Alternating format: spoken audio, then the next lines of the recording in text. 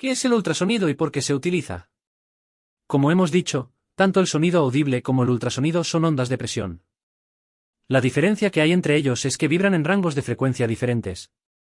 El sonido audible tiene un rango de frecuencia desde 20 Hz hasta 20 kHz, y el ultrasonido tiene un rango de frecuencia desde los 20 kHz hasta los 100 kHz. ¿Qué genera el ultrasonido? ¿Cuáles son las fuentes que lo generan?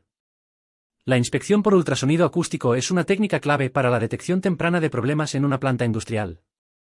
Es importante que los técnicos y supervisores de mantenimiento comprendan las diferentes fuentes que pueden generar este tipo de ondas.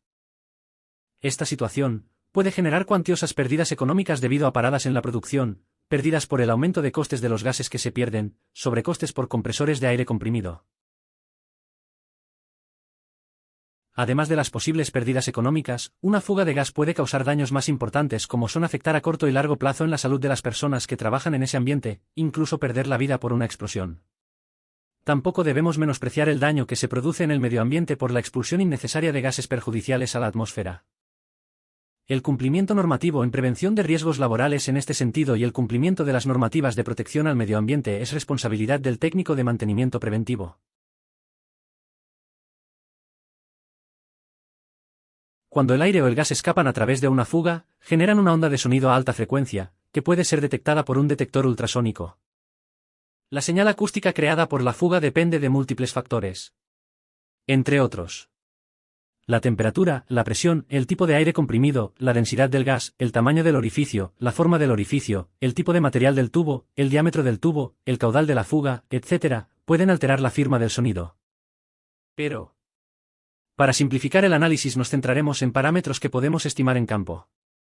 Distancia. Cuanto más nos acercamos a la fuga mejor será su detección.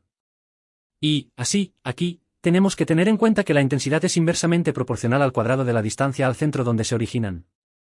Es decir, a medida que las ondas de sonido se propagan en línea recta desde una fuente de emisión puntual de fuga, su intensidad se va disminuyendo de manera inversamente proporcional al cuadrado de la distancia existente entre la cámara fótric y la fuente de la pérdida.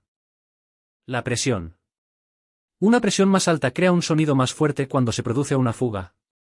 El caudal. Cuanto mayor es el caudal de la fuga, mayor es el sonido que genera. Las fugas cuyo caudal es muy bajo son más difíciles de detectar.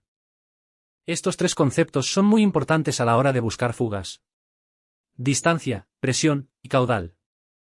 Pero esta cantidad realmente dependerá de la presión atmosférica, de la temperatura ambiental y de la humedad, por ejemplo. Por lo que para dar valores de caudal de referencia hemos partido de unos valores estándar o normalizados dependiendo de las condiciones de uso, que influye en la detección de fugas de algunos gases. La densidad del gas en cuestión. Los gases más densos producen más sonido cuando se produce una fuga. Los gases de baja densidad como el hidrógeno y el helio pueden ser un poquito problemáticos para la detección de fugas.